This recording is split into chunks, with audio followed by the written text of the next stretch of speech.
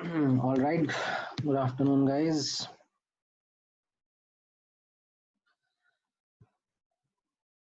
We'll wait for a couple of more minutes for others to join in.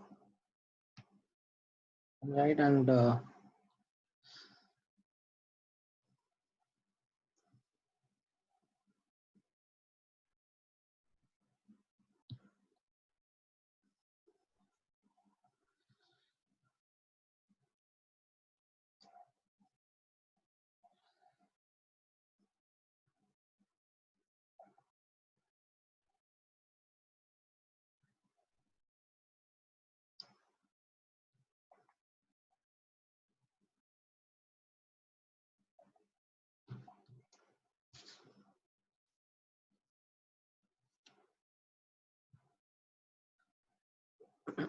all right. So, as I said in the last class, that हमारा मूल concept chapter खत्म हो गया है. So today we are going to start with atomic structure. However, before I start with atomic structure, couple of important points that I wanted to speak about before closing mole concept chapter. So listen carefully.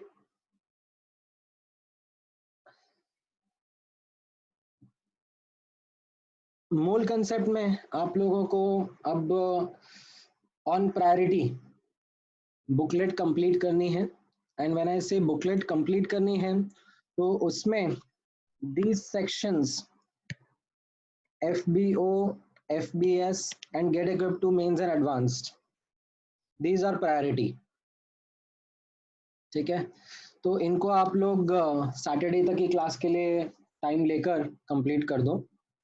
ठीक है, most of the questions have been done, some questions are remaining.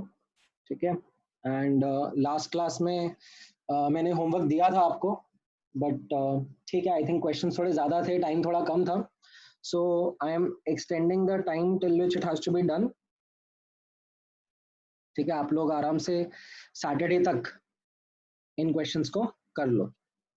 ठीक है, then apart from this there is expertise अटेनर का section as well as Windows का section. ठीक है, these both I have kept optional. ठीक है, as you can read right over here, the expertise attainer and the Windows section have been both kept as optional. Expertise attainer का section optional इसलिए रखा जा रहा है because that section is something which is quite difficult. उसमें हो सकता है कि किसी question में sometimes a student can get stuck for almost like half an hour and 1 hour and still not get an answer to the question. So it is completely okay to get stuck with those questions because those are difficult questions. ठीक है, मतलब जैसे in fact मोल concept assignment 3 जो मैंने आप लोगों के साथ शेयर किया है उसका लेवल और एक्सपर्टीज अटेनर का लेवल सिमिलर ही है. ठीक है, तो देयर आर मेनी स्टूडेंट्स जिनका मोल कंसेप्ट असाइनमेंट 3 का solution भी अभी बचा हुआ है. So I am going to share that also. ठीक है, and these are quite difficult questions that have been kept for you to practice extra. ठीक है, in fact actual examination से भी थोड़ा सा harder level ही है इनका. ये आप sections जब ही करना जब आपको बाकी के sections में confidence आ जाए. ठीक है, then only it makes sense for you to discuss these sections. Otherwise I'll advise to not do the expertise attainer का section right now. अच्छा, Windows का section actually consists of previous year questions from mains and advanced. ठीक है, so जो ये PYQs का section है इसमें भी अब there are two ways to work towards it. Sometimes some students like to work towards it then and there itself. ठीक है, चैप्टर खत्म करा एंड देन सॉल्व करने लग जाते हैं. और there are students who would not work with these questions right now and जब आपका सिलेबस खत्म होने को होता है, ठीक है, 12th क्लास में, and you are actually close to completion that syllabus and आप रिविजन्स कर रहे हो चैप्टर वाइज, तो उस टाइम पर as part of your crash course, as part of your revision, you take these Arihant ka book and take the previous year questions. So दोनों ही चलेगा. Both the ways are fine. So that is why I have kept these sections as optional. ठीक है. Now जो FBO, FBS and get equipped के section वाले questions बचे हुए हैं, ठीक है, इनका video explanation I'll share with you. ठीक है, this is something I'll share it by today or tomorrow. ठीक है. एंड जो मोल कंसेप्ट का असाइनमेंट 3 था, ठीक है, उसका भी वीडियो एक्सप्लेनेशन मैं शेयर कर दूंगा. वो भी एक्चुअली एक्सपर्टीज के लेवल का ही था. ठीक है. रहा सवाल एक्सपर्टीज एंड विंडो वाले सेक्शन का. ठीक है, विंडो वाले सेक्शन का तो I am not going to share any explanations as such. जो भी गुड क्वेश्चंस है वो मैंने क्लास में कवर कर ही दिए हैं. एक्सपर्टीज का फिर भी मैं एक्सप्लेनेशन शेयर करूंगा आप लोगों के साथ में, but it will take some time. ठीक है, अभी जो स्टूडेंट्स ट्राई करना चाहते हैं they can work with it and later I am going to cover them. Now booklet के लिए अभी इतना आपका टारगेट रहेगा. ठीक है, and you will have to work with the soft copies only. अभी I am not sure if there is any way in which you can get hard copies और anything. Now, apart from this, I am going to also share 2 DPPs with you, DPP number 8 and DPP number 10. ठीक है, इसमें concentration terms and थोड़े बहुत mixed questions हैं, which are again to be done in a time bound manner. ठीक है, this is something like a practice test that you will give. I think इसमें से एक आधे घंटे का है और एक घंटे का है. Roughly around that much amount of time is required and इसको आप लोग कर सकते हो. ठीक है, you can do it till Tuesday or you can even do it till Wednesday also, या Tuesday भी चलेगा. ठीक है, 19 तक भी आप करके दे सकते हो इनको, मतलब वर्क कर सकते हो इनको. This is something for your own practice to be done in timed manner. ठीक है. Now apart from this, because अभी जस्ट चैप्टर खत्म हुआ है मोल कंसेप्ट का एंड हम लोग आज नया चैप्टर स्टार्ट करेंगे एटॉमिक स्ट्रक्चर का. पर आप नोटिस करोगे तो अभी स्टार्टिंग के 1-2 lectures of atomic structure you won't have any homework from atomic structure as well. ठीक है, स्टार्टिंग पार्ट वैसे भी थोड़ा थियोरेटिकल है. It would require you to understand the theory part and just note the key aspects of it. खास कुछ numerical नहीं होंगे, तो it will be more of theory and trying to understand from a chronological perspective of how we discovered these subatomic particles and the structure of atom.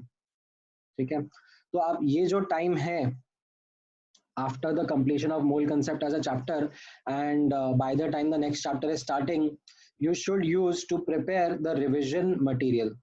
ठीक है, you should in fact make this habit that this is something that you capture for every chapter, irrespective of the subject it is, be it physics, be it chemistry, be it maths, सब में आपको एक revision material अपना तैयार करके रखना पड़ेगा. Now as you would have noticed that यहाँ पर पढ़ने का तरीका अब थोड़ा सा चेंज हो गया है. A lot of stress is given on problem solving, on questions as compared to the theory part. ठीक है, आपसे डेफिनेशंस नहीं याद करने को कहा जा रहा है, आपसे ये नहीं बोला जा रहा है कि आप अच्छी हैंडराइटिंग में उसको लिख कर दिखाओ. So as you can see, the revision also happens in the same manner, that revision will contain 20% only theory and 80% will be all the good shortlisted questions that you will come across. ठीक है, now सबसे पहले ये theory वाला part, formula sheet वाला part discuss कर लेते हैं. So let's say आप लोगों ने मोल कंसेप्ट चैप्टर पढ़ लिया है. ठीक है, आप लोगों ने अपने नोट्स भी बना लिए हैं. Now, those notes are something which consists of the theory part as well as a lot of examples, crucial class examples that I have discussed with you. ठीक है? अब amongst those examples, or amongst that theory, that is there in the class notes, there would be certain important points and certain formulas which you should summarize by yourself and make it part of a separate sheet or a separate notebook. This will help you get a really good grip on what all you have studied in the chapter. ठीक है, मैं formula sheet पे थोड़ा सा elaborate करता हूँ, तो ध्यान से नोटिस करना फॉर्मूला शीट में क्या होना चाहिए और कैसे बनानी चाहिए. सो फॉर्मूला शीट आपने मोल कंसेप्ट चैप्टर का बनाया तो it should be done in a sub topic manner. जिस तरीके से हम लोगों ने सब टॉपिक में डिवाइड कर करके अपना काम आगे बढ़ाया है, अपने चैप्टर को आगे बढ़ाया है, उस तरीके से आप सब टॉपिक वाइज आगे बढ़ते जाओ. एंड जो भी इंपॉर्टेंट फॉर्मूलाज हैं या कुछ स्टेटमेंट्स हैं या कुछ ग्राफ्स हैं विद इन ईच सब टॉपिक, वो आप अच्छे से वहां पे हाईलाइट करो. ठीक है? And don't figure out, in fact don't forget the details. जैसे फॉर एग्जांपल कोई फॉर्मूला आपने लिखा, say PV is equal to NRT, तो उसमें don't forget to highlight what the symbols और टर्म्स मीन एंड उनको किस यूनिट्स में आपको यूज करना रहेगा. एंड अगर उसमें कुछ कॉन्स्टेंट्स एंड ऑल रिक्वायर्ड है तो वो कॉन्स्टेंट्स एंड ऑल की वैल्यू भी आप वहां पर मेंशन करके रखो. ठीक है? This way if you will proceed, you will be able to ensure that you have a crisp summary with you in terms of the key concepts that are there.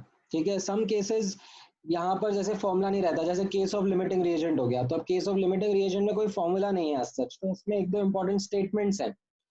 That you should calculate the stoichiometric ratio and the least one should be the limiting reagent, and उसके basis पर you do the entire analysis, right? So it becomes that key statement, right? उसमें एक और की statement हो सकता है कि क्वेश्चन में लिख के नहीं आएगा that case of limiting reagent है कि नहीं, आपको खुद को आइडेंटिफाई करना पड़ेगा. So this becomes another important statement.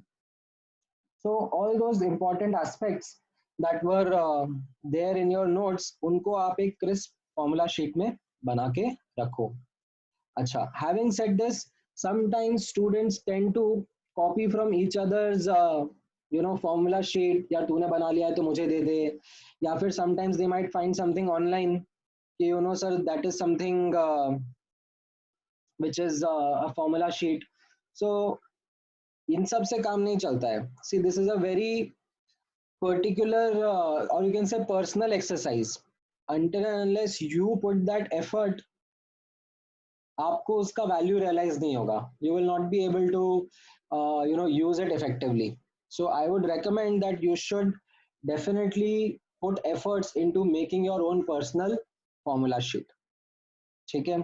मतलब अनदर शॉर्टकट इज कि मतलब आप लोग मुझसे ही मांगने लग जाओ कि सर आप ही बना दो ना formula sheet.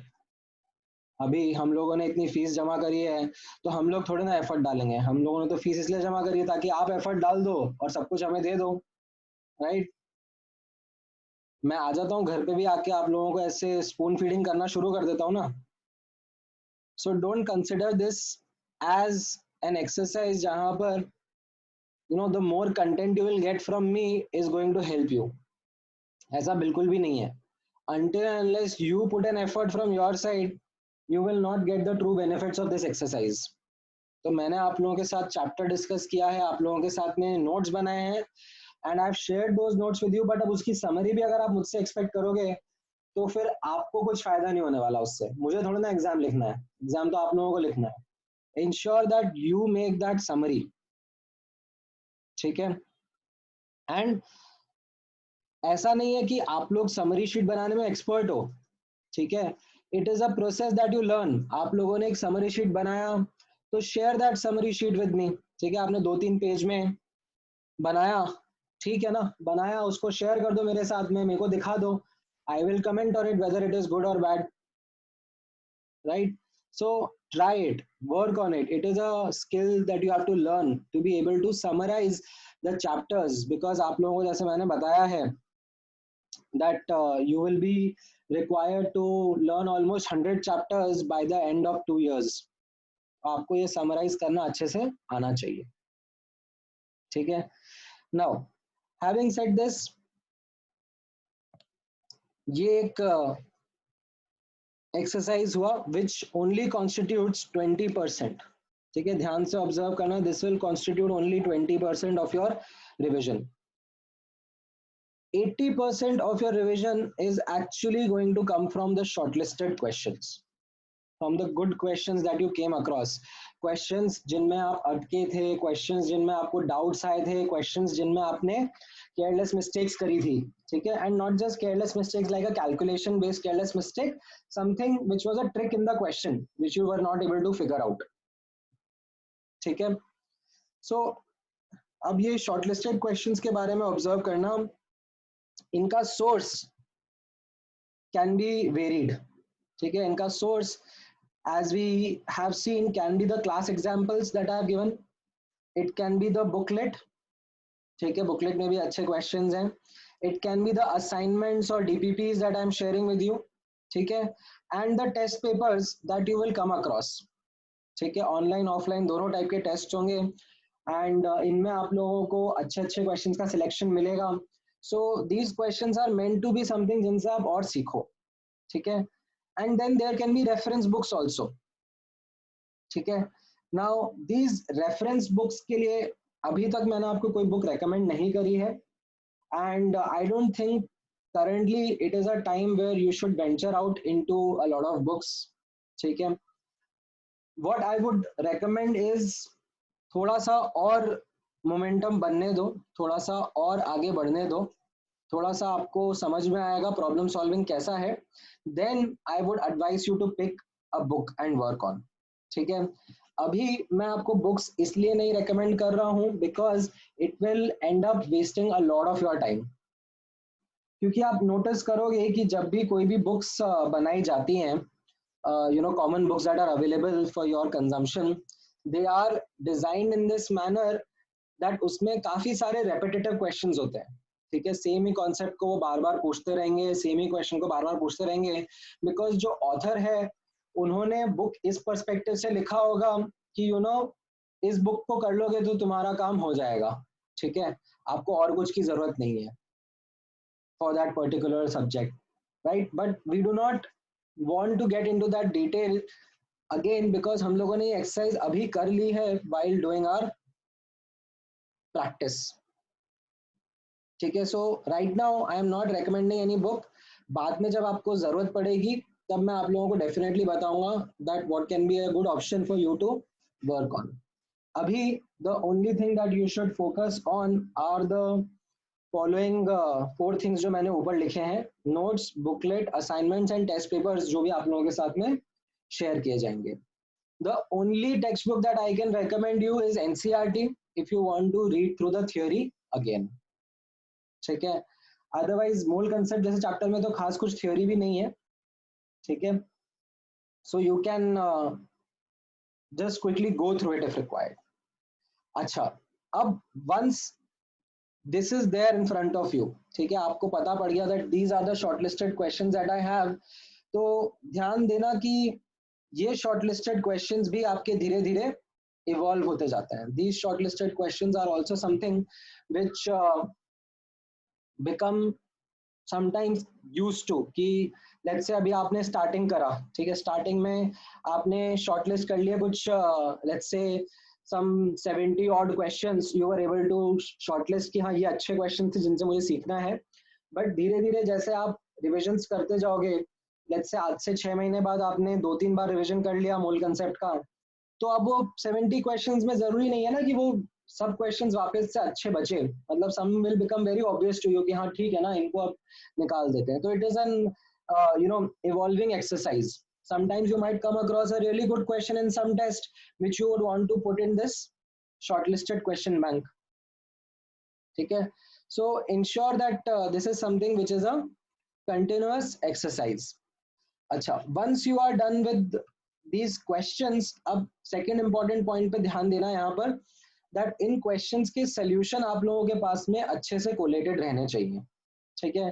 You should not work with the solutions from somewhere else. ठीक है, ऐसा नहीं कि अरे सर आपने तो वीडियो एक्सप्लेनेशन में डाल दिया था, मैंने उसका स्क्रीनशॉट रख के सेव कर लिया. That is not the way in which you will have to continue working. This is something which will lead to deterioration of your problem solving skill. अगर कोई अच्छा क्वेश्चन है तो प्लीज उसको खुद से सॉल्व करो. Until unless you solve it by yourself, you will not be able to ensure that कि learn आपको ये अप्रोच समझ में आया है कि नहीं आया है, कैसे सॉल्व करना है क्वेश्चन को.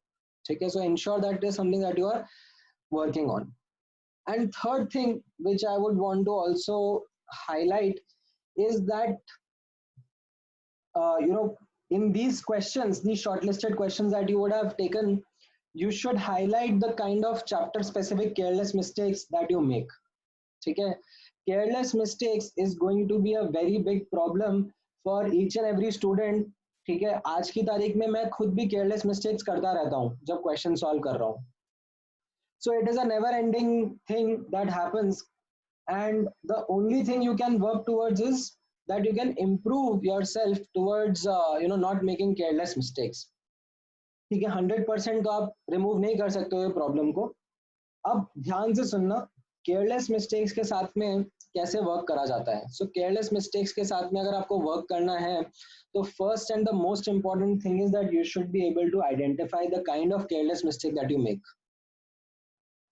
नाउ ब्रॉडली स्पीकिंग, जब आप ये करते हो आइडेंटिफिकेशन, तो the careless mistakes fall under two buckets. One are general careless mistake. General careless mistake like calculation में गड़बड़ कर दिया, या फिर which of the following is correct पूछा था मैंने incorrect, या incorrect पूछा था मैंने correct mark कर दिया. Right, so these are mistakes which are general. ये किसी भी chapter में किसी भी subject में हो सकती हैं, and इनको work करने का तरीका is quite different. जैसे फॉर एग्जाम्पल अगर मैं let's say calculation based mistake कर रहा हूँ, तो I would try to avoid doing mental calculations. I would try to write down and step by step I would try to do the calculations. It might take couple of seconds more, but it is going to give me the confidence of marking the correct answer.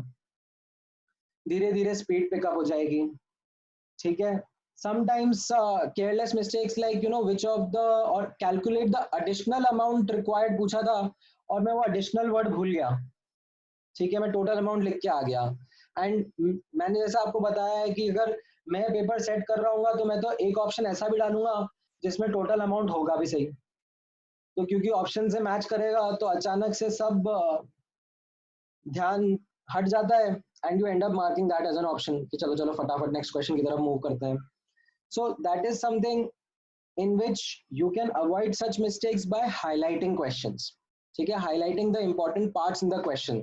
जब आप question read कर रहे हो, तो let's say आपके सामने question आया that light rays passing through thick mirror, तो आपने thick word को underline कर दिया ताकि आपको ये याद रहे कि भाई पहले refraction होगा, फिर reflection होगा, फिर refraction होगा. ठीक है, it is not just plain reflection.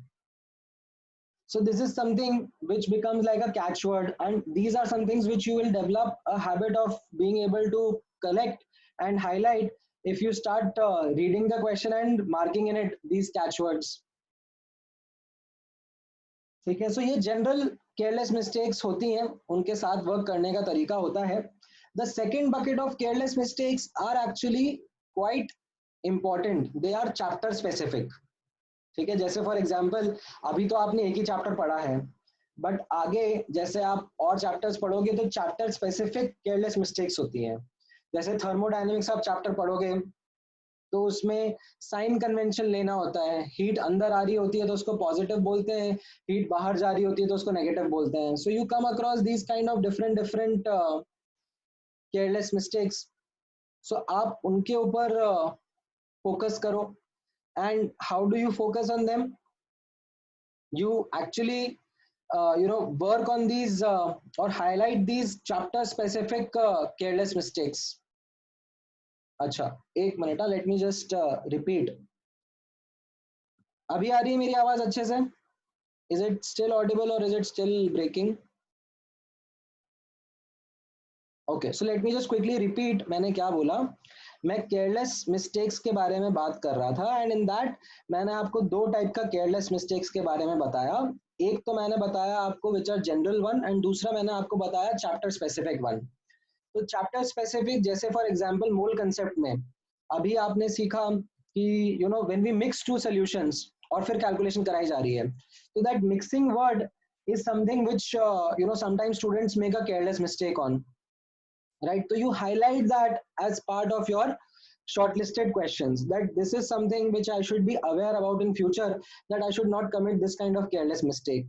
ठीक है, जैसे मूल कंसेप्ट चैप्टर में ग्राम्स, किलोग्राम्स, लीटर, मिलीलीटर, इनके बीच के कन्वर्जन में यूनिट्स में कई बार स्टूडेंट्स मिस्टेक कर रहे हैं, so that becomes a chapter specific careless mistake. So you highlight that careless mistake in some questions and ensure that that becomes part of your revision.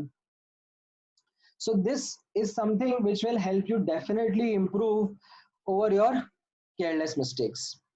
Okay, so please ensure that these things, ठीक है, मैं एक बार zoom out कर देता हूँ, ठीक है, these are the things that you take care of you know before we pick momentum in the next chapter. ठीक है, जैसे अभी मैंने आपको बताया एटॉमिक स्ट्रक्चर में मोमेंटम पिक करने में हमें भी एक दो और लेक्चर लग जाएंगे, ठीक है. So in that case how do you work with this? You will have to okay, let me see if I can ensure, just a second.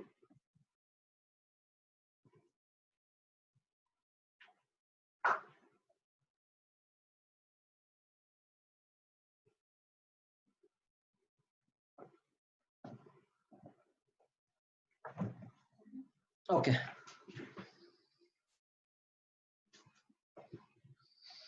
क्या बैकग्राउंड में मिक्सर ग्राइंडर की आवाज काफी ज्यादा आ रही है?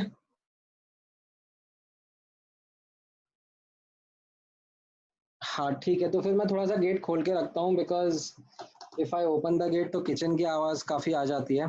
ठीक है, if that is not the problem तो I will open the gate, keep the gate open, तो थोड़ा सा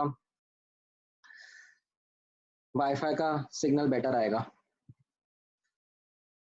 all right, now so as I was summarizing that this is something which you know you should take care of before we move to the next chapter. And ये जो formula sheet वाला part है, ठीक है, this is something you can complete in the next week or so. ठीक है, मैं इसका कुछ आपको deadline नहीं दे रहा हूँ, but I will be really you know keen to see the formula sheets that you have made, and you know try to get a look at it if you are going in the right direction or not. Okay, so take an attempt over it. Now let's start today's discussion with the atomic structure. Okay.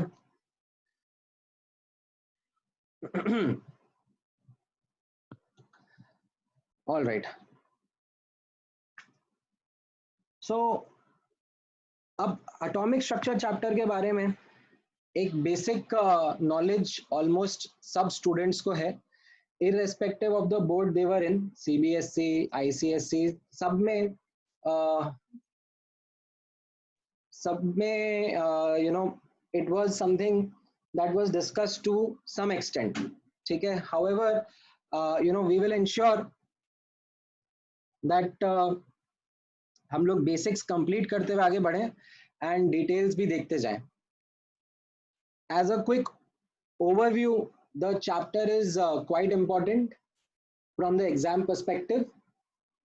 Physics as well as chemistry, ठीक है, दोनों में इस chapter से related questions पूछे जाते हैं. ठीक है, केमिस्ट्री में this chapter comes under the heading of atomic structure. The same chapter, ठीक है, लॉट ऑफ ओवरलैपिंग कंटेंट आपको 12th क्लास में बताया जाएगा under the name of modern physics. ठीक है, so both subjects have a good weightage assigned to atomic structure as a chapter. To give you an example, last year 2019 में JEE Advanced में 3 questions atomic structure से पूछ लिए गए थे. ठीक है, which is a lot, because आप मान के चलो कि पूरी chemistry में दोनों पेपर मिलाकर कुछ 36 क्वेश्चंस थे, तो उसमें से 3 क्वेश्चन एटॉमिक स्ट्रक्चर से आना बहुत बड़ी बात है। एंड लकीली मतलब ऐसा अब हर साल नहीं होता है। So the 3 questions that were there, उसमें से 2 तो काफी इजी थे एंड एक थोड़ा सा मॉडरेट लेवल ऑफ डिफिकल्टी का था। So exam point of view से बहुत ही इजी चैप्टर है एंड स्कोरिंग चैप्टर है, so please ensure that it will B quite important. From a conceptual point of view, this is in fact the most fundamental and the building block of learning chemistry. मतलब in fact आप जैसे standard text books वगैरह भी पढ़ोगे तो उसमें तो ऐसे मोल कंसेप्ट नाम का कोई चैप्टर भी नहीं होता, ठीक है, because many authors consider mole concept as just simple counting in chemistry, so they don't really bother about that much. They directly start with the first chapter as atomic structure because that is what the basics are built into. ठीक है, so we'll also go on the same lines and understand this chapter from a detailed perspective as a quick overview. ठीक है, आप लोगों को इसमें काफी सारे स्टार्टिंग के टॉपिक्स के बारे में थोड़ा थोड़ा आइडिया होगा। मतलब if I kind of classify this chapter into 2 parts, there is a basic part जो कि आप लोगों ने अपने schools में already cover कर लिया होगा, basic part like Dalton's theory, cathode ray tube experiment या Thomson's model, Rutherford's model, Bohr's model, ये सब आप लोगों ने अपने junior classes में cover कर लिए होंगे एंड होपफुली आपने Bohr's model तक ही cover करा होगा, ठीक है, उसके आगे का part नहीं करा होगा। बट हम अब क्योंकि जेई के पर्सपेक्टिव से पढ़ेंगे तो सिलेबस थोड़ा सा और बढ़ेगा एंड हम लोग थोड़ा सा एडवांस्ड पार्ट भी कवर करेंगे। इनफैक्ट हम बोर्स मॉडल के आगे का मॉडल भी डिस्कस करेंगे। बोर्स मॉडल के आगे actually we come across the quantum mechanical और wave mechanical model of atom, जिसको हम लोग इलेक्ट्रॉन क्लाउड मॉडल भी बोलते हैं। This is something that we are going to discuss in a lot of detail in this chapter, ठीक है, इस पे काफी हमारा फोकस रहेगा, एम्फेसिस रहेगा। अपार्ट फ्रॉम दिस ये जो बेसिक पार्ट भी था, ठीक है, that is also something which we are going to discuss in more detail with numericals, ठीक है। इसमें आई एम श्योर आप लोगों ने थोड़ा बहुत लेवल तक का पढ़ा हुआ होगा, but again I will assume nothing is retained. I will assume कि आप लोग भूल गए होंगे अगर आपने पहले भी पढ़ा होगा तो मैं बेसिक से ही पिक करूंगा, बट बेसिक से पिक करने के बाद में I will actually take the level to more difficulty, ठीक है। आई विल इंश्योर दैट आप लोग यहाँ पर जेई लेवल के प्रॉब्लम्स एंड उससे भी डिफिकल्ट लेवल के प्रॉब्लम्स को एड्रेस कर पा रहे हो। तो हम लोग इसमें quantum theory of light, photo electric effect, atomic spectrum experiment, सबके डिटेल्स में न्यूमेरिकल्स में आगे जाएंगे, ठीक है।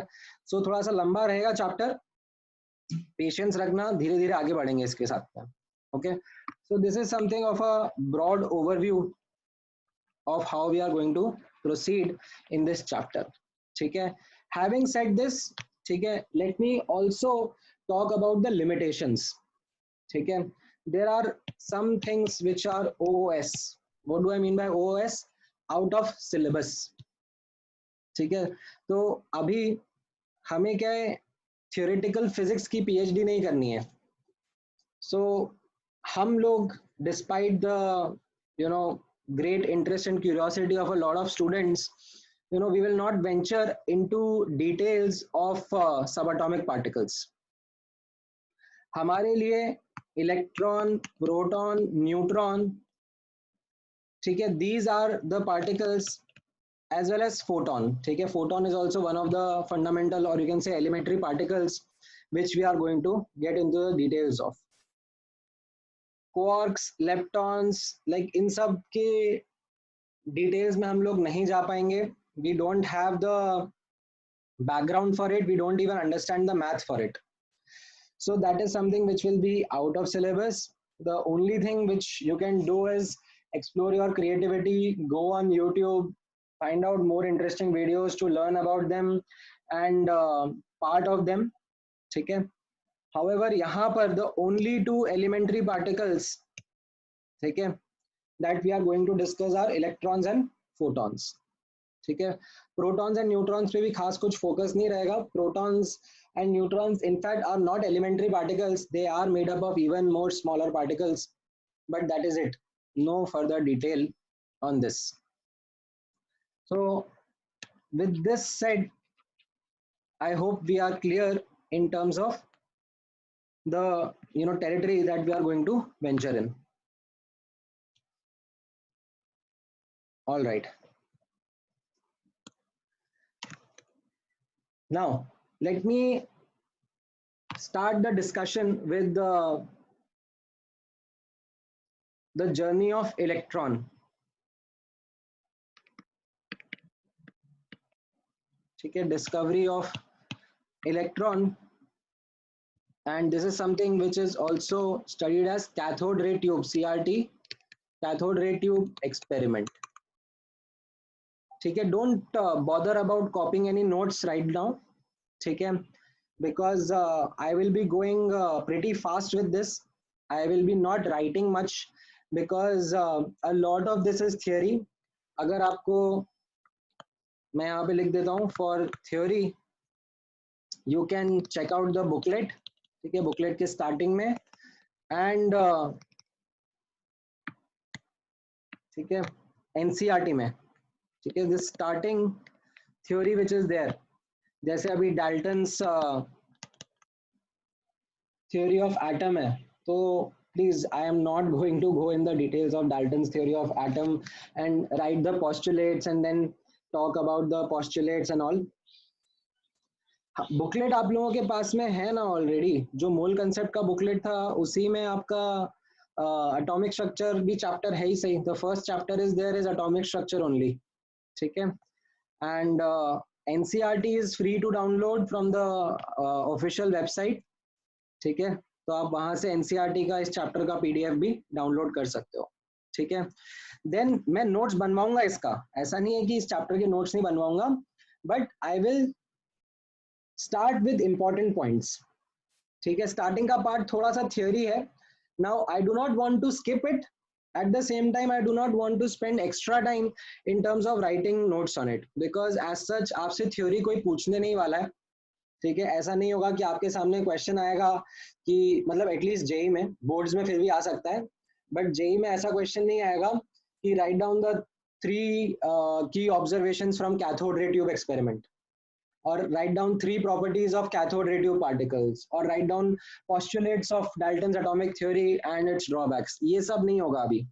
ठीक है, so don't worry about it and just go with the flow. आज का lecture is something which I am going to use to put forward a storyline or a chronological perspective in helping understand the journey that we took towards finding these subatomic particles. ठीक है, so ध्यान से observe करते जाना. Let's try to understand the discovery of electron. So understand that discovery of electron was like many other discoveries an accidental discovery. Actually it was not intended for the experiment which was done, the cathode ray tube experiment was not intended to discover electrons or anything. ठीक है, it was something which was being done by scientists to study conduction of electricity through gases. ठीक है, मैं लिख देता हूँ यहाँ पर. The experiment was to study conduction of electricity through gases at very low pressure and high potential difference. ठीक है, this is something that was the aim of the experiment. ठीक है, उस टाइम पर 1850s का टाइम है ये, तो उस टाइम पर electricity and magnetism were actually the key areas of research. ठीक है, जैसे आज की तारीख में यू कैन से एआई या मशीन लर्निंग या फिर bio informatics, genome sequencing, like these are the areas of research which are the most prominent ones, right? उसी तरीके से at that point in time it was electricity and magnetism, ठीक है, and this experiment was actually a part of that domain, and the setup was quite simple, ठीक है. The scientist at that point in time had a glass tube, ठीक है, and इस glass tube में gas present था, ठीक है. It could have been any gas, oxygen, nitrogen, noble gas, कुछ भी हो सकता है, बट लो प्रेशर पर था, ठीक है. Low pressure gas was present. Low pressure पे कैसे लेके गए वो लोग? They vacuumed out most of the gas, ताकि बहुत कम अमाउंट में गैस बचेगा तो वो लो प्रेशर पे रहेगा, ठीक है. तो ये आपका ग्लास ट्यूब है, और इस ग्लास ट्यूब के एंड्स में इलेक्ट्रोड सेटअप कर दिए, ठीक है, मेटल इलेक्ट्रोड सेटअप कर दिए which were connected to a high potential difference source, ठीक है. सो इस तरीके से यहाँ पर ये सेटअप कर दिया. जो नेगेटिव पोलैरिटी से कनेक्टेड है उसको कैथोड बोला जाता है, और जो पॉजिटिव पोलैरिटी से कनेक्टेड है उसको एनोड बोला जाता है, ठीक है. तो ये इलेक्ट्रोड सेटअप कर दिए, एंड काफी हाई पोटेंशियल डिफरेंस अप्लाई करा गया to the tunes of 10,000 volts, ठीक है. Very high potential difference. Normally हमारे घर में ऐसे 220 240 के बीच में पोटेंशियल डिफरेंस आता है, but this was something which was of a much higher magnitude. Now what happened upon starting this experiment, the scientists, they came upon an interesting observation, something that they did not expect. So what they observed was that on this glass wall, okay, and specifically more behind anode, a green glow was observed. Green glow on glass wall behind anode was observed. Now this is something which was not an expected observation, and this increased the curiosity of the scientists in order to explore what is this glow and how is it coming, ठीक है. So यहाँ पर ध्यान से observe करना. Now in order to study this green glow, what they did was that they decided to modify the experiment and understand more things about the green glow. So let me take you through those modifications, and उन modification से क्या observations आए, and उनसे what conclusions were drawn, ठीक है. अरे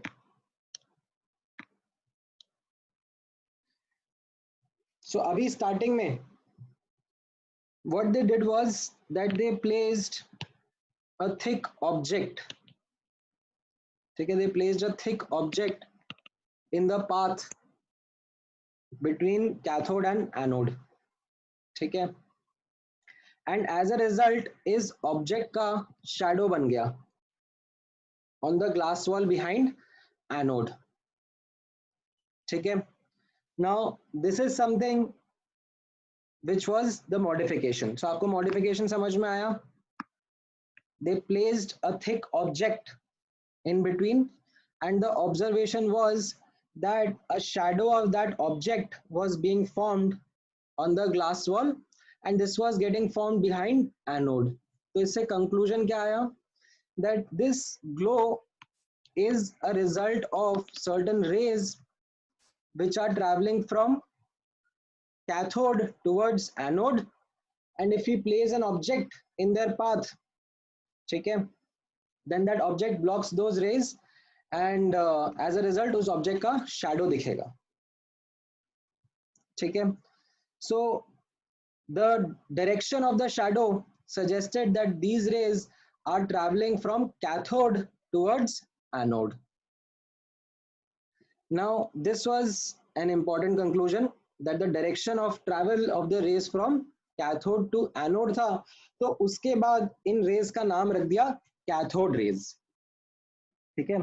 These scientists at that point in time they drew their first conclusion that इस experimental setup से we have discovered some rays that we are calling cathode rays that travel from cathode towards anode.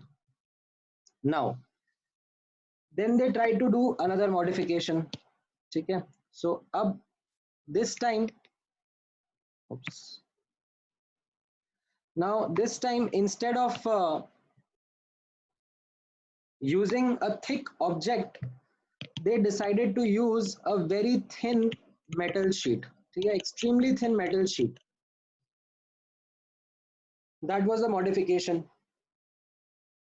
And the observation was that इस thin metal sheet को penetrate करते हुए rays जा रहे हैं and glow observe हो रहा है on the glass wall. ठीक है. तो इससे conclusion क्या निकला? इससे conclusion ये निकला that these rays are something different from the light rays that we come across. ठीक है. सो हम लोगों ने इसके पहले जो रेज का डिस्कशन करा हुआ है that was the common knowledge was that we have light rays as a common knowledge, but these rays are something different from this, something different from light rays, क्योंकि light rays were not able to penetrate through thin metal sheets, but these rays they are able to penetrate through thin metal sheets. ठीक है. And based on that the conclusion was that these cathode rays they are different from the light rays and can penetrate through thin sheets of metals. All right, so that was another modification, observation and conclusion. Now they did another experiment as in another modification to this experiment. Acha, this time what they decided to do was that they placed a light paddle wheel. ठीक है. काफी light सा paddle wheel in the path of these rays. ठीक है. And it was observed that the paddle wheel rotated. ठीक है. It went under mechanical motion when the setup was switched on. So modification समझ में आया. Modification was placing this light paddle wheel and the observation was that this paddle wheel underwent mechanical motion. So the conclusion that was drawn was that these rays, ठीक है, they are made up of certain particles maybe. ठीक है. Certain substantial particles which when strike this paddle they kind of transfer the momentum and उसकी वजह से force आता है और force की वजह से ये mechanical motion आ रहा है. So these cathode rays were now considered to be made up of certain particles. ठीक है. अब इन particles का अभी तक नाम इलेक्ट्रॉन नहीं पड़ा है. ठीक है. अभी तक इलेक्ट्रॉन जैसा कोई वर्ड आया नहीं है. These cathode ray के particles को नाम दिया गया cathode ray particles. ठीक है. Something very unoriginal. ठीक है. पार्टिकल से बना है तो उनको कैथोड रे पार्टिकल बोल देते हैं.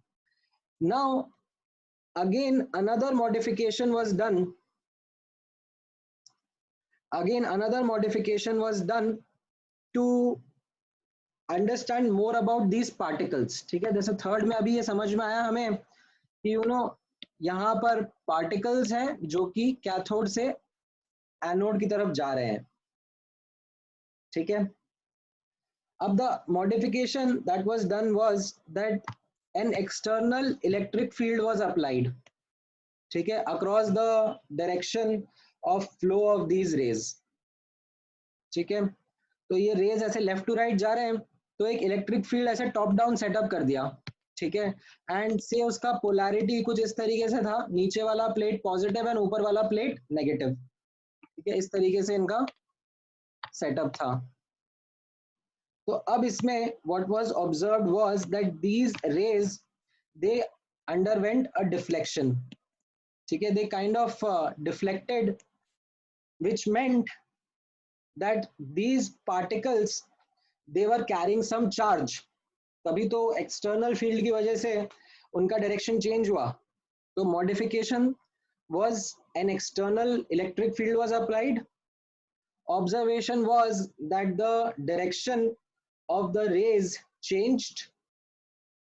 ठीक है, and the conclusion was that these rays or these particles are charged। Now the direction in which the deflection happened, ठीक है, because ये positive साइड की तरफ मूव कर रहे थे। अच्छा, तो इसमें कैसे पता पड़ा दैट डिफ्लेक्शन हुआ रेज का, क्योंकि रेज तो एक्चुअली नेकेड आई को विजिबल नहीं थे। तो एक्चुअली यहाँ पे जो ऑब्जेक्ट डाला उसका shadow instead of forming behind, उसका शैडो थोड़ा सा टिल्ट होके नीचे की तरफ आ गया। ठीक है, so that is how they understood that the raise were getting deflected. ठीक है, एंड जिस डायरेक्शन में वो डिफ्लेक्ट हुआ उससे हमें समझ में आया that these particles are actually negatively charged। ठीक है, the direction of deflection gave that conclusion। ठीक है, तो अब ध्यान से सुनना, अभी तक ना तो इलेक्ट्रॉन वर्ड कॉइन किया गया है, ना तो ये पता पड़ा है कि electrons are something which are coming from the inside of an atom. ठीक है, ये सब कुछ भी नहीं पता पड़ा है अभी तक। अभी तक the only thing that we have been able to discover and understand is that by the virtue of this setup, ठीक है, with this experimental setup we are able to get some rays called as cathode rays, which are made up of particles called as cathode ray particles, and these particles are negatively charged। ठीक है, इतना एक basic idea हमें cathode rays के बारे में पता पड़ा। ठीक है, now in order to kind of visualize this better and kind of understand this in a more real sense, I shared some videos on the WhatsApp group। ठीक है, जो हम लोगों का डाउट का ग्रुप है, आई थिंक मैंने अंधेरी और दादर वाले ग्रुप्स पे शेयर कर दिया था, बोरोवली वाले ग्रुप पे नहीं हुआ है। So let me share those videos on the Borivali का डाउट ग्रुप एज वेल। ठीक है, so I am sharing it right away and I would request you guys to watch the first video. दो video share करे हैं मैंने। ठीक है, उसमें आप पहला वीडियो देखो सिर्फ। ठीक है, do not watch the second video, watch the first video. ठीक है, I am giving you couple of minutes, 1 minute के आसपास का ही वीडियो है, सिर्फ पहला वाला वीडियो देखो, then I will also play it through my screen as well. ठीक है, यहाँ पर I have it embedded, so I will also play it, but एक बार आप लोग खुद से भी देख लो, then I will play and pause and explain the things that are happening. ठीक है,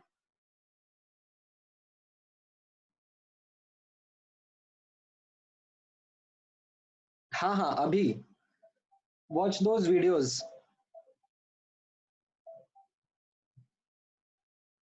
हाँ हाँ Vedant, I will talk about it, don't worry. Second video मत देखो अभी, पहले फर्स्ट वीडियो देख लो, ताकि मैं फर्स्ट वीडियो का एक्सप्लेनेशन दे दूं, उसके बाद I will ask you to watch the second video as well.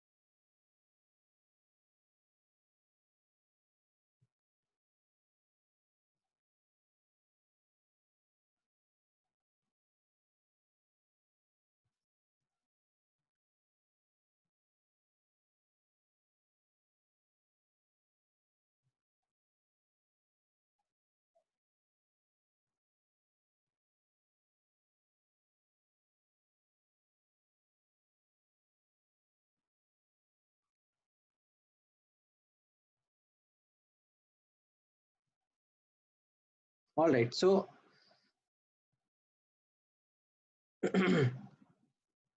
I hope आप लोगों ने देख लिया है। अब मैं यहाँ पर एक बार इसको ओपन कर देता हूँ, so will watch it on this screen as well. आप लोग जूम पे भी आ जाओ, ठीक है, so that we can all watch it on this screen as well. Okay, so this is the setup, this is the vacuum pump, this is something, ठीक है, एनिमेशन नहीं है, ये एक्चुअल एक्सपेरिमेंट है, तो ज्यादा अच्छे से समझ में आएगा। यहाँ पर आप नोटिस करना दैट ये वैक्यूम पंप है to suck out the air out of the tube, ठीक है। Then this is the glass tube, this is our actual cathode ray tube setup, ठीक है।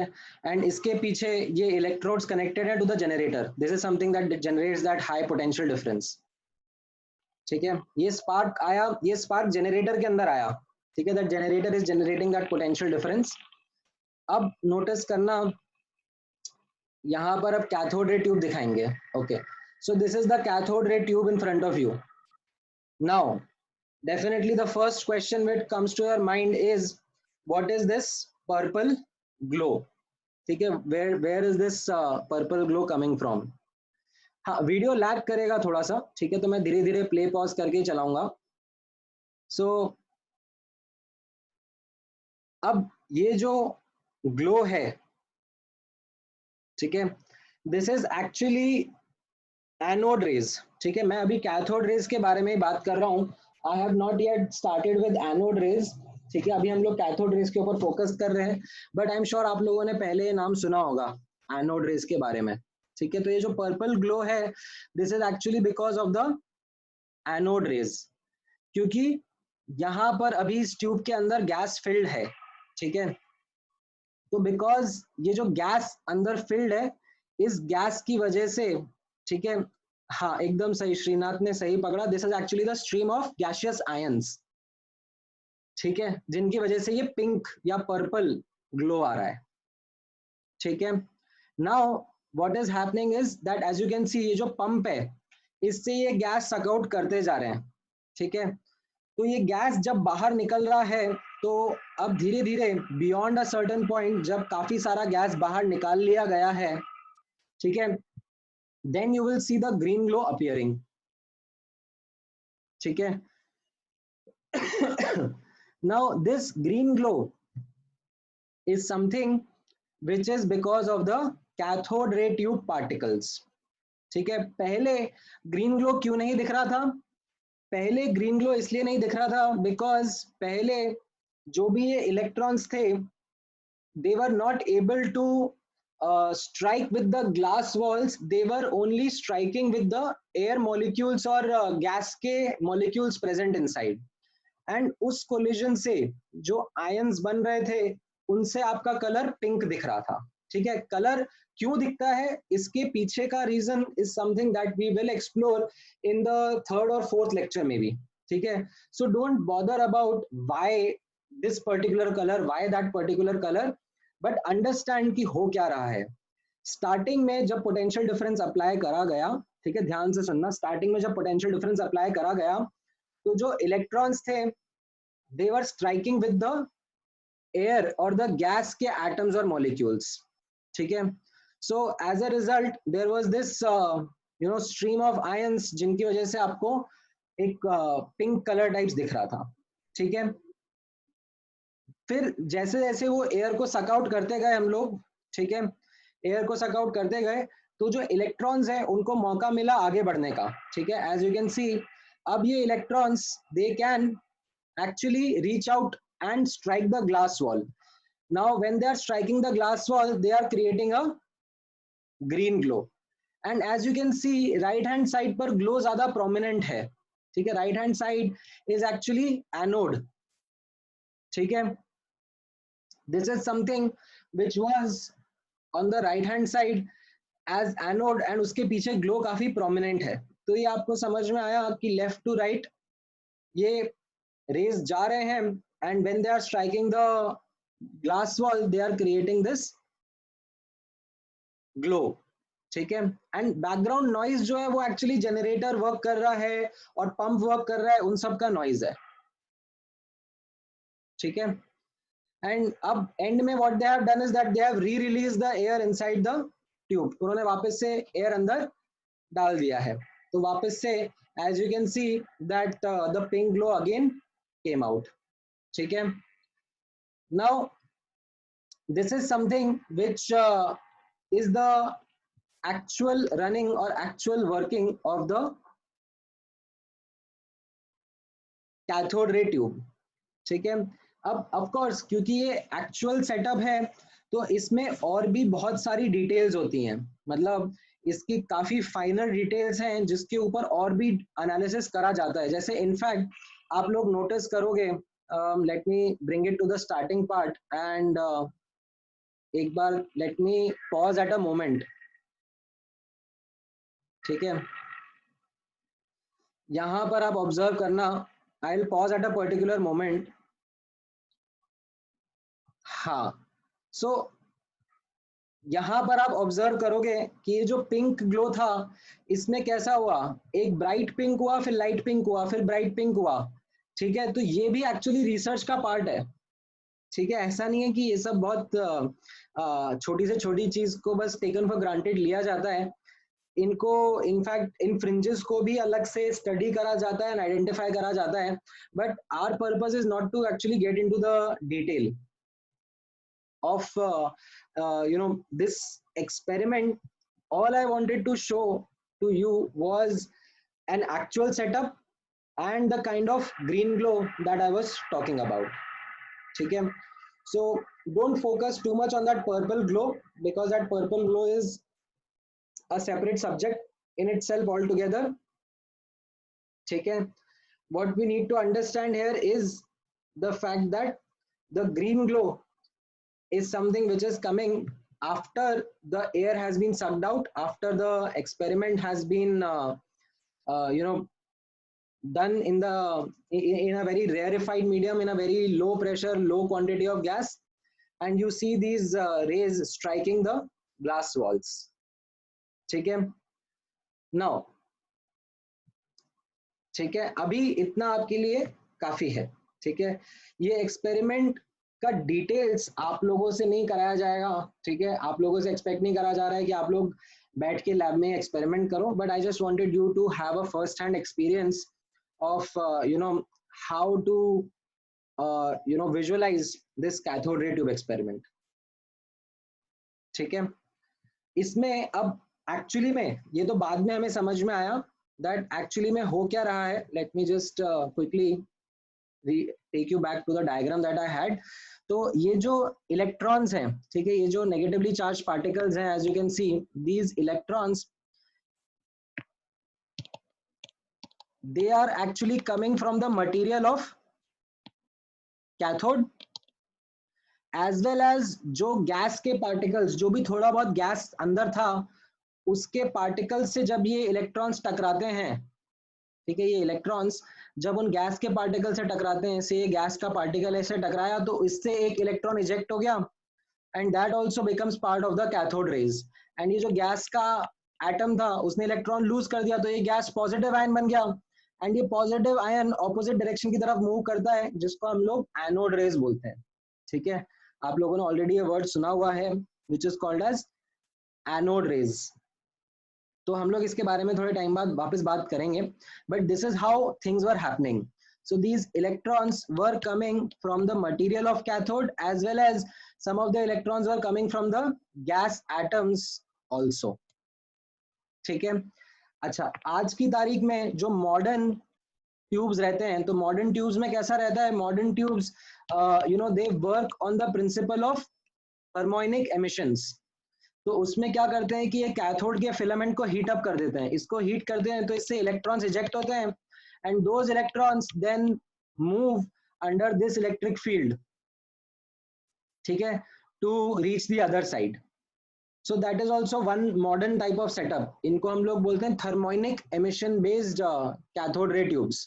ठीक है, so अभी के लिए the primary takeaway, the crucial takeaway is that you understand, हाँ उसमें गैस नहीं रखते। ठीक है, जो अभी मैंने बताया ना आपको थर्मोनिक एमिशन बेस्ड वाला, तो उसमें गैस का जरूरत नहीं पड़ता है। जो इलेक्ट्रॉन्स कैथोड के मटेरियल से निकलते हैं वही हमारे आगे जाते हैं, ठीक है। नाउ अब इसके बाद, ठीक है, I would recommend you to watch the second video as well, ठीक है।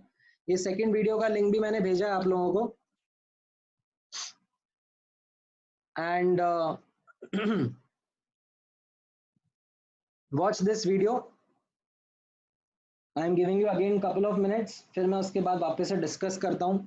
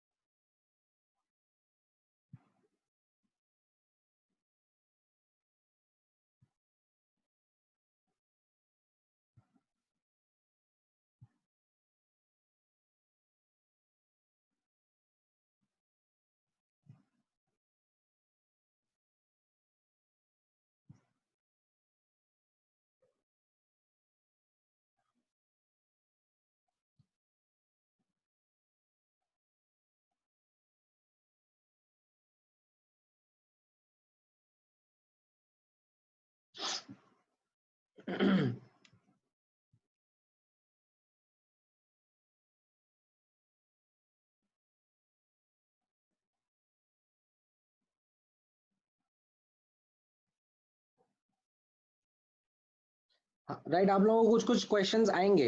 अभी एक बार आप वीडियो देखो, उसके बाद मैं स्क्रीन पे वापस चलाऊंगा वीडियो, ठीक है। सो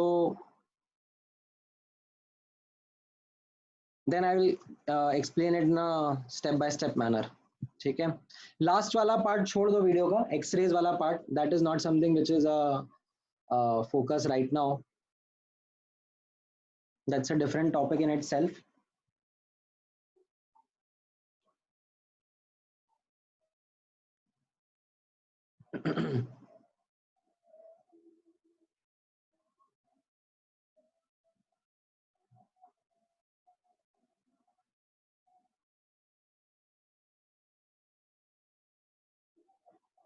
ऑल राइट, जिन जिन ने देख लिया अच्छा है, जिन जिन ने नहीं देखा है it's still okay, you can still watch the video on the screen here itself, ठीक है।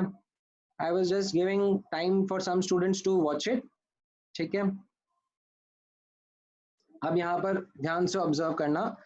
सो सबसे पहला वीडियो देखना, the first video is about deflection of these rays by an external magnetic field. आप इलेक्ट्रिक फील्ड भी लगा सकते हो, मैग्नेटिक फील्ड भी लगा सकते हो। अच्छा, यहाँ पर ध्यान से नोटिस करना, can you see that glass wall जो है वो तो ग्रीन दिख ही रहा है, उस पर ग्रीन ग्लो आ रहा है, बट उसके पीछे आप नोटिस करोगे तो एक्चुअली एक स्क्रीन लगाई हुई है, ठीक है। It is coated with certain special substance, जिससे आपको और क्लियर विजिबिलिटी मिलती है, ठीक है। Typically you know that is zinc sulphide, ठीक है, जिससे आपको ज्यादा अच्छी क्लैरिटी मिलती है, ठीक है। There are other substances also जिनसे कोट करते हैं, ठीक है। तो जैसे उसमें वो फॉस्फोर लिखा हुआ है, तो that is actually that coating that is done behind, ताकि उससे आपको और क्लियरली दिखे, ठीक है। सो यहाँ पे आप ऑब्जर्व करना अभी। सो ठीक है, अभी मैग्नेट लेके आया, थोड़ा डिफ्लेक्शन दिखेगा, but this is not a powerful magnet. तो ये थोड़ा सा पावरफुल मैग्नेट लेके आया, तो आपने जस्ट देखा अभी, late me just quickly wind back, ठीक है। ये पावरफुल मैग्नेट के साथ में the deflection is quite visible, ठीक है। Let me just wind that back again, right there. So this was something to show that you know the setup leads to, or this external magnetic field leads to deflection in the rays, ठीक है। मैं थोड़ा slow भी करके बता सकता हूँ, ठीक है। Let me slow it down to 0.5x, ठीक है। एक बार वापस से देखना, right? So when it puts the magnet close to the tube, it kind of deflects it, ठीक है. There are in fact other videos also जिसमें डिफ्लेक्शन और क्लियरली भी दिखेगा आपको. ठीक है, you can see many other videos as well. Now this was something to highlight the fact that these particles are made up of, or these particles are charged. ठीक है. Then this was that shadow based thing that I was talking about. तो यहाँ पर ये setup on किया and बीच में एक object डाल दिया. ठीक है, अब ये ऑब्जेक्ट जो है वो एक क्रॉस शेप्ड ऑब्जेक्ट है, तो उसका shadow as you can see glass wall पर बन रहा है. ठीक है, अगर उस ऑब्जेक्ट को हटा देंगे तो हमारा ग्लो क्लियरली ग्लास वॉल पे दिखेगा. ठीक है, और अगर हम उस ऑब्जेक्ट को वापस लगा देंगे तो वापस उसका as you can see shadow बनता हुआ दिखेगा. ठीक है, in fact you can find some more videos on this, जहां पर what they will do is कि ये शैडो बन रहा है एंड उन्होंने एक्सटर्नल इलेक्ट्रिक या मैग्नेटिक फील्ड लगाया, तो वो जो शैडो है वो भी ऊपर या नीचे हो जाएगा. ठीक है, depending upon the orientation of the external field. ठीक है, आपको मिल जाएंगे वैसे वीडियोस भी. ठीक है, अच्छा. देन पैडल व्हील वाला देखो सेटअप. पैडल व्हील वाला सेटअप कैसा है, तो यहाँ पे वापस से इन्होंने सेटअप करा है एंड आप नोटिस करोगे तो ये paddle wheel mechanical motion show कर रहा है. ठीक है, पहले लेफ्ट टू राइट जा रहा था, अब राइट टू लेफ्ट जाएगा. क्यों? क्योंकि उन्होंने पीछे से पोलैरिटी स्विच कर दी. जो नेगेटिव पॉजिटिव था उन्होंने उसको स्विच कर दिया, तो they are able to show you the motion of the paddle wheel. ठीक है, नाउ अभी नोटिस करना, इसमें थोड़ी देर पहले किसी स्टूडेंट्स का डाउट आया था and that was an absolutely valid doubt which was you know something of an important doubt which was calculated much later. ठीक है, so that doubt was, I think Pranav ने पूछा था that the electrons they aren't or the cathode ray particles they aren't that heavy or large to move such a large object. ठीक है, and that is actually something which was found out later. कि यहाँ पर आप notice करोगे ना, तो ये जो पैडल व्हील है ये काफी बड़ा है एंड बाद में जब इलेक्ट्रॉन के मास की कैलकुलेशन हो पाई, इलेक्ट्रॉन के चार्ज की कैलकुलेशन हो पाई और उससे उसकी स्पीड का कैलकुलेशन हो पाया, मोमेंटम का कैलकुलेशन हो पाया, फोर्स का कैलकुलेशन हो पाया, तो उससे पता पड़ा दैट इतना मोमेंटम नहीं है. ठीक है, despite the fact that their mass is low, speed is high, but even that large amount of electrons do not possess the sufficient momentum to actually do this. तो बाद में समझ में आया that ये जो मैकेनिकल मोशन हो रहा है, this is not because of the momentum transfer, this is actually because of heat being produced, जिसकी वजह से टेम्परेचर डिफरेंस क्रिएट हो रहा है on either side of the paddle wheel. तो जैसे यहाँ पर मान लो ये पैडल व्हील है, इस तरफ इलेक्ट्रॉन्स ने स्ट्राइक करा, तो ये वाला पार्ट का टेम्परेचर बढ़ जाता है एंड द ऑपोजिट साइड का temperature is lesser. This is hotter and this is colder region, and because of this temperature gradient, because of this temperature difference, there is a motion that occurs. That is the more correct explanation of why this motion happened. But again, मतलब this is just as a part of knowledge मैं आपको बता रहा हूँ. कोई आपसे पूछेगा नहीं कि कितना टेम्परेचर डिफरेंस, क्या टेम्परेचर डिफरेंस, ऐसा कोई भी नहीं पूछने वाला, ऐसा कोई भी कैलकुलेशन आपको नहीं आने वाला. This is something which I just wanted to highlight as an observation. ठीक है, कि जब इलेक्ट्रॉन स्ट्राइक करते हैं तो ऑफ कोर्स वहां पर जहां पे स्ट्राइक करते हैं वहां पर कोलिजन होगा एंड उसकी वजह से हीट एनर्जी भी रिलीज होगा, जिसकी वजह से टेम्परेचर डिफरेंस भी आएगा. ठीक है, सो this is something which led to this mechanical motion. ठीक है, however that is not something which is also again quite relevant, because abhi ke liye the only thing that is important is that we understand that these cathode rays are made up of particles, and these particles they are able to they are the ones that have some charge with them. ठीक है, इतना understand करना इतना आपके लिए काफी है.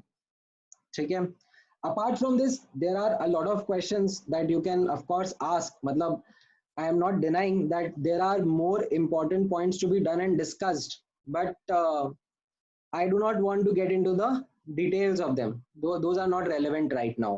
ठीक है, जैसे आप फॉर एग्जाम्पल अभी इसके आगे you can actually go in this x ray tube वाला पार्ट, बट अगेन एक्सरेज अभी के लिए हमारे लिए इंपॉर्टेंट नहीं है. ठीक है, अच्छा नाउ अभी तक की जर्नी में, ठीक है, let me do a quick recap of the journey that we have seen till now. Around this is 1850s के आसपास का time period. There was this experiment that was done by a group of scientists, and based on that they discovered something called as cathode rays and cathode ray tube particles. Okay, and these particles had the following properties. जो भी उन्होंने conclusions draw करे, ठीक है, इनसे उनका उन्होंने properties निकाल लिया. Till now the word electron was not being coined. ठीक है, अभी तक इलेक्ट्रॉन वर्ड यूज नहीं किया गया था. इट वाज मच लेटर, ठीक है, आई थिंक 1880s में there was this another scientist called as G J Stoney, and what he did was he coined the name electrons, and he kind of correlated Faraday's postulate with this experiment. ठीक है, so Faraday long back, ठीक है, Faraday का जमाना इन सब के बहुत पहले था. So Faraday had long back postulated that electricity is made up of something tiny negatively charged. ठीक है, however Faraday was not able to isolate that particle, that tiny negatively charged particle. It always remained a postulate that electricity is made up of something like this. And this is what G.J. Stoney correlated with, that this cathode ray particle is actually that tiny negative charged particle that makes up electricity. ठीक है, so electricity made up by this tiny particle, and that is where he coined and gave the name to these cathode ray particles as electrons. ठीक है, it has something to do with their native languages as well, but एक broad idea आप लोगों को समझ में आया that this is how the name electron got coined. अच्छा, इंटरेस्टिंगली अभी ध्यान से सुनना, इंटरेस्टिंगली अभी तक, ठीक है, दिस इज 1880s हो गया, 1890s चल रहा है. ठीक है, अभी भी इलेक्ट्रॉन को सब एटॉमिक पार्टिकल का स्टेटस नहीं मिला है. ठीक है, electrons have not yet got the status of subatomic particle. In 1898, ठीक है, around I think 1898 या उसके आसपास ही जे थॉमसन,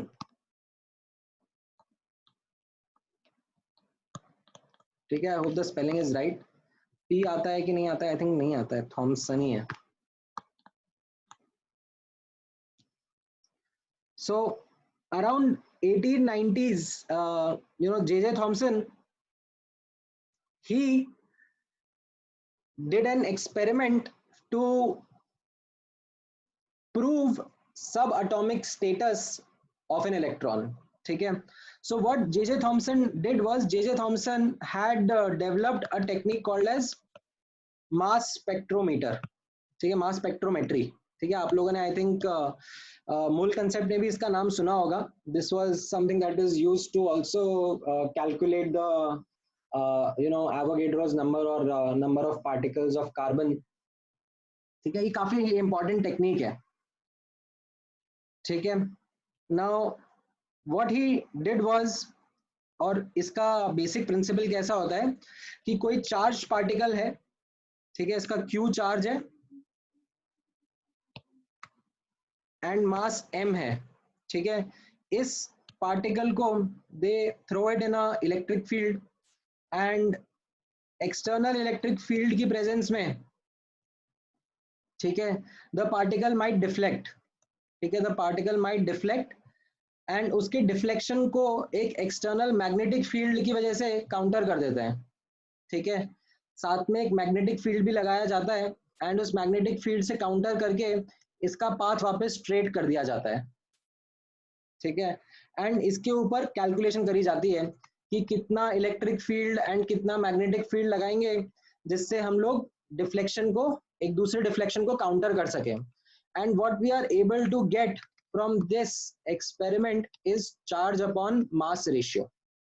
ठीक है, आपसे कोई नहीं पूछेगा कि मास स्पेक्ट्रोमेट्री एक्सपेरिमेंट करके बताओ, और आपसे कोई नहीं डिस्कस करेगा that you know how does mass spectrometer work. ठीक है, इनफैक्ट आप लोग कॉलेज में भी चले जाओगे तो आप लोग को प्रोफेसर्स इतने महंगे और सेंसिटिव डिवाइसेस के तो आसपास भटकने भी नहीं देंगे. ठीक है, लैब में जाने से भगा देंगे आप लोगों को. Only if you have a setting with some PhD guy who is working with this setup, तो वो जरूर कभी ऐसे आउट ऑफ गुडविल तुम्हें दिखा देगा, but otherwise you will not get this chance.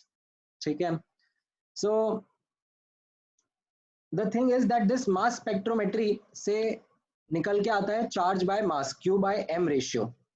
ठीक है, अब ऑब्जर्व करना that what J.J. Thomson did was he applied the same technique on the cathode ray tube experiment.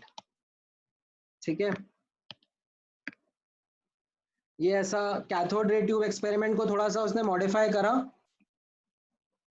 ठीक है, ये हमारा कैथोड था और ये हमारा एनोड है, and the same setup happened, and ये इलेक्ट्रॉन्स और cathode ray particles which were going, उनका डिफ्लेक्शन इलेक्ट्रिक फील्ड से चेंज करा और फिर उसको काउंटर करके मैग्नेटिक फील्ड से स्ट्रेट लेके आ गया एंड कैलकुलेशन करा and calculated the value of Q by M of electrons.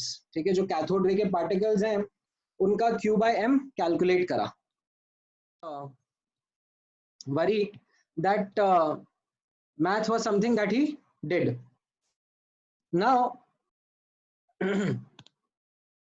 what he found out was that this value of Q by M was always coming out to be equal to 1.76 into 10 raised to the power of 11 coulomb per kg,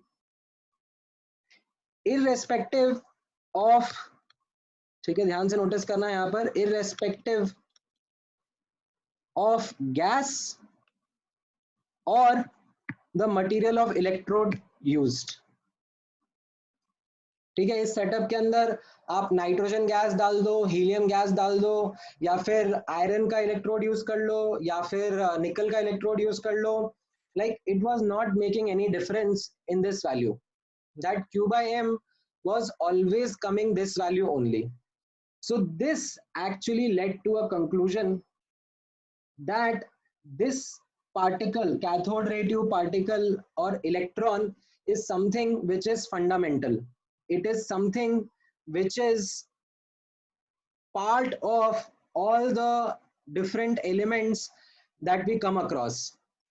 That is where electron got its status of a subatomic particle. That electron जो है वो सब atoms के अंदर present है.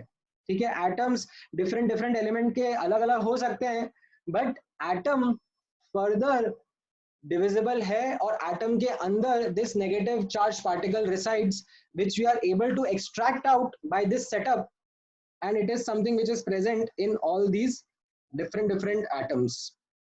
So this is where electron got its subatomic status. ठीक है, electron की कहानी अभी यहाँ पर खत्म नहीं हुई है, इसके बाद में इलेक्ट्रॉन के ऊपर और स्टडी करा गया, एंड मिलिकन का एक्सपेरिमेंट था जिससे we actually got the charge of electron. ठीक है, थॉमसन के एक्सपेरिमेंट से हमें चार्ज नहीं मिला, मास नहीं मिला. ठीक है, थॉमसन के एक्सपेरिमेंट से हमें चार्ज बाय मास का वैल्यू मिला, बट देन मिलिकन के एक्सपेरिमेंट से we were able to get the value of charge of electron also. ठीक है, क्या था वो सेटअप, कैसे करा, वो मैं आपको नेक्स्ट क्लास में बताता हूँ. आज के लिए आई थिंक इतना काफी है एज अ किक स्टार्ट. ठीक है, don't worry about the notes, don't worry about the theoretical part. जैसा मैंने आपको स्टार्टिंग में बोला है, ये एकदम बेसिक थ्योरी है जिसको आप लोग बुकलेट से या एनसीईआरटी से पढ़ोगे तो जो की पॉइंट्स है वो कैप्चर हो जाएंगे. I used today's lecture to show these videos to make this a little more interesting, a little bit more story like, so that it gives a good start to this chapter. ठीक है, आगे भी आते वक्त, आगे भी आने वाले लेक्चर्स में I am going to you know give a historical perspective, a chronological perspective of how things happened, how one theory got overturned by another theory, and how it led to this newer and newer models of atoms. ठीक है, all right, so आज के लिए इतना discussion काफी है. ठीक है, let's close the topic for the day, and next class में हम लोग यहीं से पिक करेंगे. अभी एटॉमिक से कोई होमवर्क नहीं है, जितना मैंने आपको मोल के बारे में बताया है आप उतना ही पढ़ो और आगे बढ़ो. ठीक है, ऑल राइट, चलो, thank you guys, let's close the lecture for the day.